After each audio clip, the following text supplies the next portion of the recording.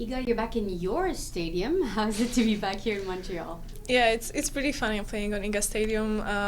It's great. I have great memories from 2023, and it was a pretty solid tournament. So I'm happy to be back, but obviously I have some work to do. Switching from grass to hard court, it's not the easiest. So I'm happy that I came a bit earlier to practice, and yeah, it's going well. How is the surface?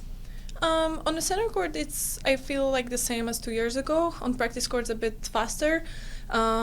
I also played in like almost a hurricane. It was super windy 2 days ago. So yeah, but any hard court is a big change anyway. So I just try to adjust to what we have here.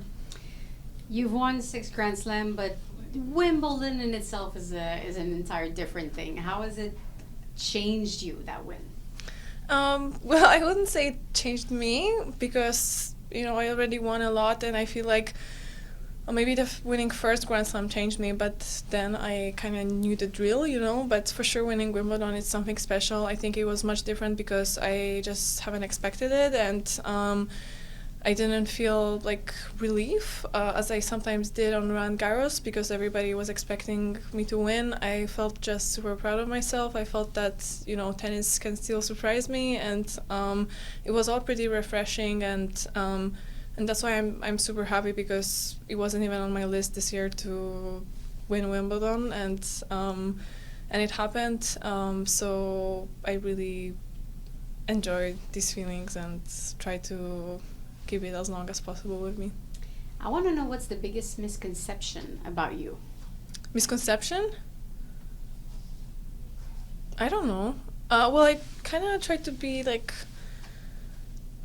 honest with everyone, and I'm trying to be kind of myself, so I feel like what people think about me, it's usually right, but yeah, I mean, I would say for the past months, the biggest misconception in some media back home was that I'm depressed or sad, so that wasn't true, and people just, came to some conclusions out of nowhere or out of, 15 minutes that I was frustrated or sad on the court, so... Or I heard a lot that I'm burned out, which also wasn't and isn't true. So yeah, but these are, I wouldn't say misconceptions. They're just like theory that sometimes media creates to get more clicks. Sorry, I don't know if you wanted that kind of answer. No, it's great. We see you obviously take notes. Sometimes we feel you're a very cerebral kind of player. What are you working on right now? What are you trying to improve the most in your game?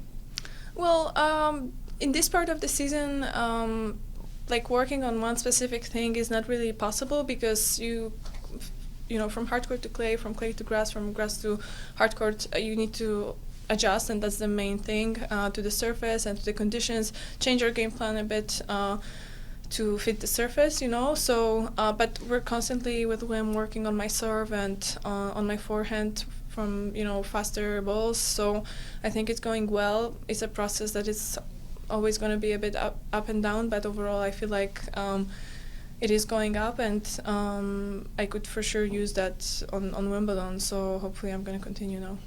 Do you explore Montreal when you're here? Where do you go? Well, I was so busy in Warsaw that first 3 days I just stayed in the room, but I know already this amazing park next to the city center. I went there 2 years ago and it was great, so I have in plans actually today to go there. But I know that there are plenty of great restaurants, and being next to water also is something that I like. So I'm gonna probably see a lot if I'm gonna be here for a long time, so I'll try to focus on winning some matches so I can also enjoy Montreal. Do you like the idea of this new format, the longest format for the Masters 1000? Well, I kind of already got used to it, so I think I liked playing these shorter tournaments because physically I was always more efficient, I would say, and I could really last longer. Sometimes when I felt my opponent in the semifinal or the final was already like super tired, but now we all have more time to recover. So I think the physicality is less important, but it's more important to mentally be able to cope with these days offs, because it's not like we have a day off and we go on a vacation for 24 hours. We kind of wait for the match, we think about it. So I think handling that is a tricky part, but I gotta say I got used to it. We have also many days off on a Grand Slam, so not a problem. I saw in Carlos Alcaraz's documentary that he's really about enjoying life. Are you the same type, or are you super focused and you only have fun when it's days off or weeks off? Well, I wish I was more like Carlos, because I gotta say he's a big inspiration in terms of that. He always says that the most important thing for him on a tennis court is to enjoy it and have fun, and I sometimes forget about that, and sometimes with all the pressure around and things you need to do off the court, you kind of need to remind yourself about this kid that started playing tennis instead of, winning for somebody and having this baggage on your shoulders. So for sure, when Carlos shows that and when he speaks about that, it's always a good reminder for me, and I try to do that as well. But without me working on it, I think my mind would automatically go to just working. And lastly, one word to describe yourself. Ooh, intense. Good.